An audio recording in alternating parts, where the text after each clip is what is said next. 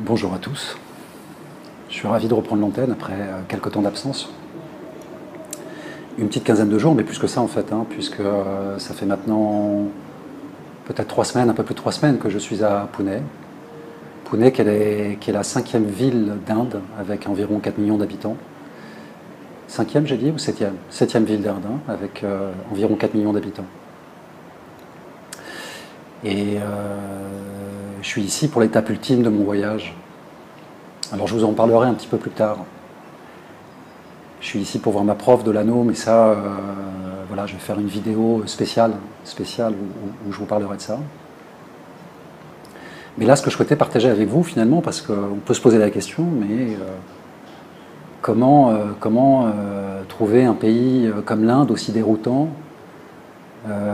aussi précieux? C'est vrai que des fois, je me pose la question. Parce que quand même, comme voyage, c'est un sacré voyage, à tous les niveaux. Je dirais même, quel voyage! Waouh! Waouh, quel voyage! Encore une fois, l'Inde m'a permis de trouver ce que j'étais venu chercher. Ou ce que je suis venu chercher, je peux encore le laisser au présent, parce que ce n'est pas encore complètement terminé. Alors voilà, partager avec vous cette relation avec l'Inde qui m'est complètement personnelle. Voilà, c'est une relation... je ne pense pas qu'une personne ait une relation identique avec l'Inde comme celle que je peux avoir. Non pas que ce soit mieux ou moins bien, peu importe, on s'en moque, mais voilà, c'est une relation que j'ai depuis 20 ans qui est complètement personnelle, qui est complètement liée à mon parcours d'ailleurs personnel. Donc je vous en parlerai plus précisément dans une vidéo qui va venir là, qui sera plus spécialement dédiée à Dolano. Mais alors, voilà, qu'est-ce que j'aime en Inde? Qu'est-ce que j'aime en Inde? Alors, c'est la sensation de liberté. Alors, une sensation reste une sensation. Ça ne veut pas dire que c'est une liberté absolue, mais ici, j'ai une grande sensation de liberté, qui est liée déjà d'une part à la démographie. On est sur un pays qui fait 1,250 milliard d'habitants, pour une superficie qui fait 7 fois la France. Quand vous multipliez 7 fois la France par 7 fois la population française, vous vous rendez compte un peu de la pression démographique qu'il peut y avoir en Inde. Mais cette pression démographique, en fait, le fait qu'il y ait autant de monde fait qu'il se passe tout le temps quelque chose. Et donc, ça, c'est quelque chose que j'adore, qui m'amuse. Voilà, c'est un pays dans lequel je m'amuse, je me marre, quoi. J'ai du plaisir et je me marre. Même si c'est pas toujours vrai, mais majoritairement, on va dire 80%, c'est que du plaisir. Alors, cette sensation de liberté, donc elle est liée effectivement, on va dire, un peu à cette démographie, au fait qu'il se passe toujours quelque chose, qu'il y a tout le temps des situations cocasses. Vraiment, pour moi, l'Inde, c'est à chaque fois que je porte mes yeux sur quelque chose, c'est juste... voilà, c'est juste... Il y a tellement de surprises, c'est une surprise en permanence. Cette surprise en permanence, d'ailleurs, amène à la présence. Ici, je peux vous dire que dès que je sors... je ne suis pas en train de penser, je ne suis pas dans mon esprit, je suis vraiment dans une présence pure. Parce que déjà aussi, il faut faire attention, même en tant que piéton. D'ailleurs, j'ai l'impression que c'est plus dangereux en tant que piéton qu'en tant que motobiliste, non, comme on dit. Excusez-moi, des fois je perds un peu mon langage, à parler tout le temps anglais et reprendre le français. Motard, voilà, en tant que motard. Alors cette sensation de liberté, voilà, cette sensation de liberté fait que, ou cette liberté, on va dire, le fait qu'ici les gens ne sont absolument pas dans les apparences, il y a, voilà, cette démographie fait que on n'est pas en train de savoir comment l'autre nous perçoit ou même de faire attention à soi, même si moi en tant qu'occidental je suis différent, je ne suis pas indien, je ne suis pas sûr d'ailleurs que j'aimerais être indien, mais de toute façon la question ne se pose pas puisque je suis né en France. Mais mon parcours ici et mon expérience ici est d'une richesse absolument incroyable. Alors, comme exemple, je vais revenir à la moto, par exemple. La moto. Donc, il m'est arrivé plein d'aventures à moto. Il m'est arrivé de me faire arrêter par la police.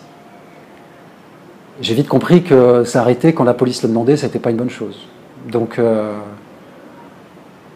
très vite, quand la police me faisait signe de m'arrêter, moi, je leur faisais un signe de bonjour, et puis je continuais ma route. Et ça, en Inde, c'est quelque chose qui est complètement possible.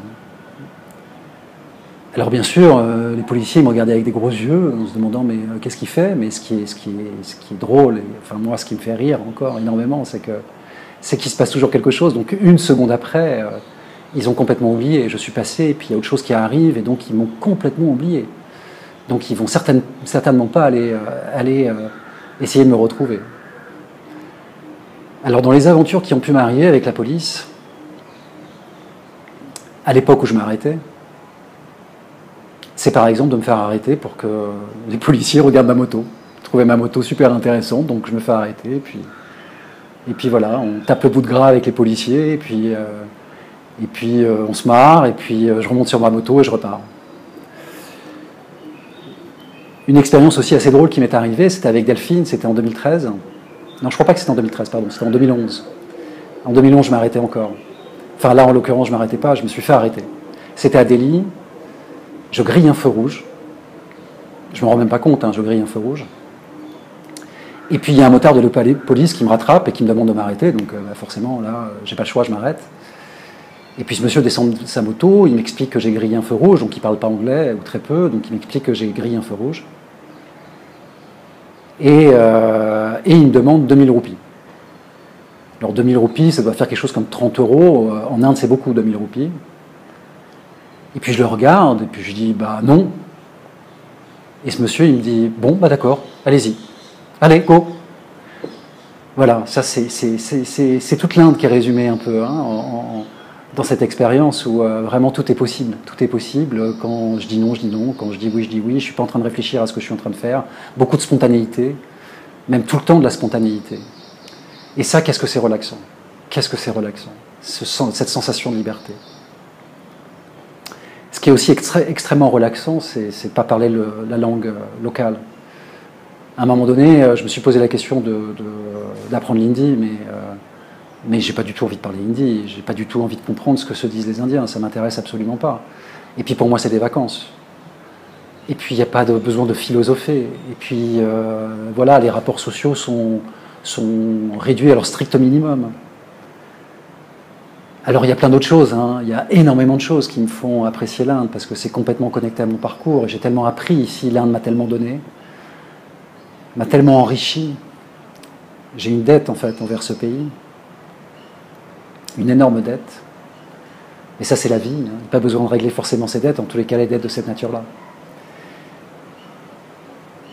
Alors je vous parlais aussi des apparences, hein. Les apparences, c'est vrai qu'en Inde, avec cette population, voilà, les gens ne sont pas du tout dans les apparences comme on peut l'être en Occident. Et ça aussi, qu'est-ce que c'est relaxant, quoi. Voilà, si quelqu'un a besoin de se curer le nez, il se cure le nez. Il pleut, on se met un sac plastique sur la tête, et personne n'a peur du ridicule ici, parce que le ridicule n'existe pas. C'est là où on se rend compte que le ridicule, ce n'est qu'une idée, qu'une pensée, aucune existence, aucune réalité. Et ça, qu'est-ce que c'est relaxant aussi. Et puis, la dernière chose aussi qui me fait énormément apprécier l'Inde, c'est l'innocence, c'est ce rapport à l'innocence, ce rapport aux animaux. Alors, comme vous avez pu le voir à Bénarès, hein, à Varanasi par exemple, voilà, le rapport avec les vaches.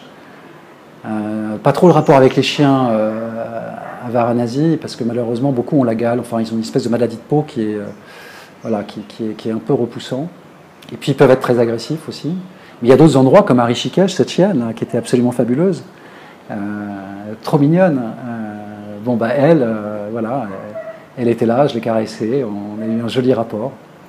Et ça, vraiment, c'est ce rapport à l'innocence, voilà, fait écho à ma propre innocence. Hein. C'est comme la nature, quand on se balade en nature à un moment donné, dans la nature, et voilà, qu'on a la sensation qu'il n'y a plus de séparation, il n'y a plus de séparation. Bah, c'est exactement ça avec l'innocence. Et ça, c'est quelque chose que je trouve extrêmement précieux ici. J'adore ce rapport. Alors à Pune, j'ai eu un peu plus de mal à trouver cette relation, mais ça y est, je l'ai enfin trouvée après un certain temps.